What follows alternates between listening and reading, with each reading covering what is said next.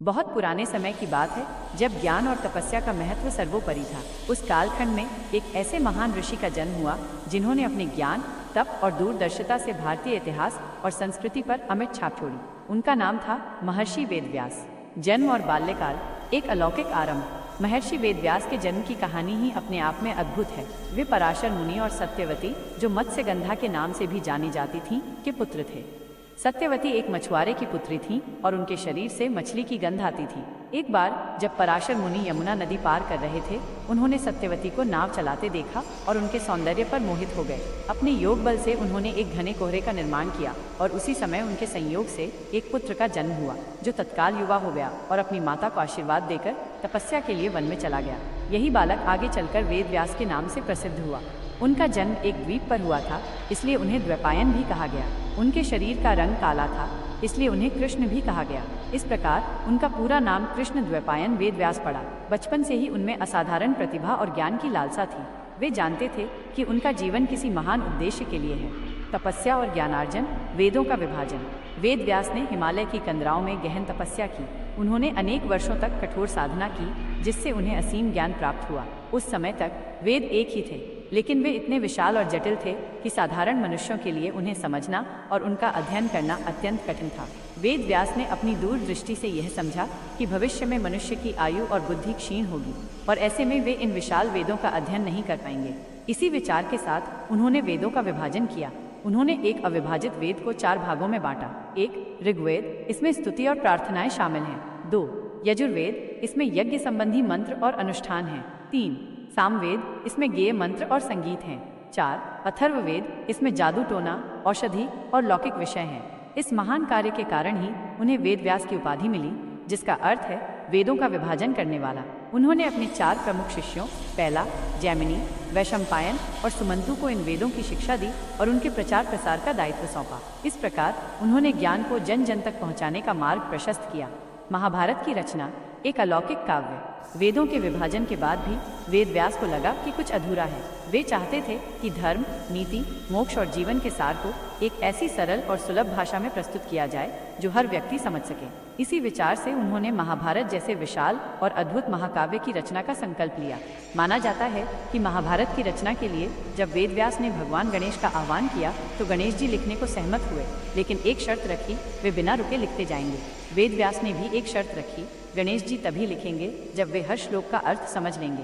इस प्रकार गणेश जी तेजी से लिखते रहे और वेदव्यास आवश्यकतानुसार कठिन श्लोकों की रचना करते रहे, जिससे गणेश जी को उन्हें समझने में समय लगे और उन्हें सोचने का अवसर मिल सके। महाभारत केवल एक कहानी नहीं है, बल्कि ये धर्म, अर्थ, काम और मोक्ष का विस्तृत विवेचन है। इसमें कौरवों और पांडवों के बीच हुए कुरुक्षेत्र युद्ध का वर्णन है, लेकिन इसके माध्यम से जीवन के हर पहलू को छुआ गया है। इसमें भगवद गीता जैसा अनमोल ग्रंथ भी समाहित है, जो भगवान कृष्ण द्वारा अर्जुन को दिया गया ज्ञान है और जो आज भी जीवन के प्रत्येक क्षेत्र में मार्गदर्शन प्रदान करता है। महाभारत में लगभग 1 लाख श्लोक हैं, जो इसे विश्व का सबसे बड़ा महाकाव्य बनाते हैं। पुराणों और उपपुराणों का संकलन। वेदव्यास का कार्य केवल वेदों और महाभारत तक ही सीमित नहीं रहा। उन्होंने 18 महापुराणों और 18 उपपुराणों का भी संकलन किया।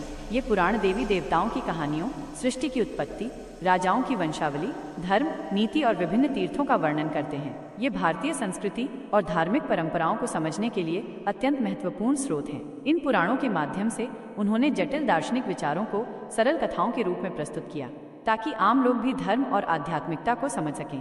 प्रमुख पुराणों में ब्रह्म पुराण, पद्म पुराण, विष्णु पुराण, शिव पुराण, भागवत पुराण, नारद पुराण, मार्कंडेय पुराण, अग्नि पुराण, भविष्य पुराण, ब्रह्मवैवर्त पुराण, लिंग पुराण, वराह पुराण, स्कंद पुराण, वामन पुराण, कूर्म पुराण, मत्स्य पुराण, गरुड़ पुराण और ब्रह्मांड पुराण शामिल हैं। श्रीमद्भागवत पुराण, भक्ति का अमृत। वेदव्यास के महानतम कार्यों में से एक है श्रीमद्भागवत पुराण की रचना। महाभारत की रचना के बाद भी वेदव्यास के मन में एक प्रकार की अशांति थी। उन्हें लगा कि उन्होंने युद्ध, हिंसा और लौकिक विषयों का अधिक वर्णन कर दिया है, जिससे लोगों में वैराग्य और भक्ति का संचार नहीं हो पाया।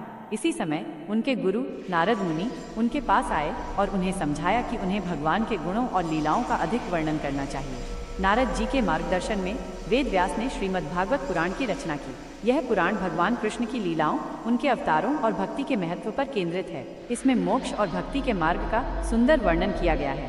श्रीमद्भागवत पुराण को भक्ति का अमृत कहा जाता है और ये वैष्णव परंपरा में अत्यंत पूजनीय है। इस ग्रंथ की रचना के बाद ही वेद व्यास को परम शांति और संतुष्टि मिली।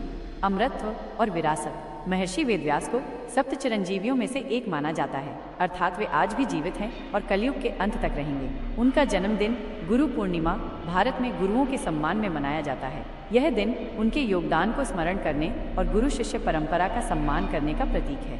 वेद व्यास का योगदान भारतीय साहित्य, धर्म और दर्शन में अद्वितीय है। उन्होंने न केवल ज्ञान के विशाल सागर को व्यवस्थित किया, बल्कि उसे ऐसी सरल और सुगम भाषा में प्रस्तुत किया कि वह हर युग और हर व्यक्ति के लिए प्रासंगिक बना रहे।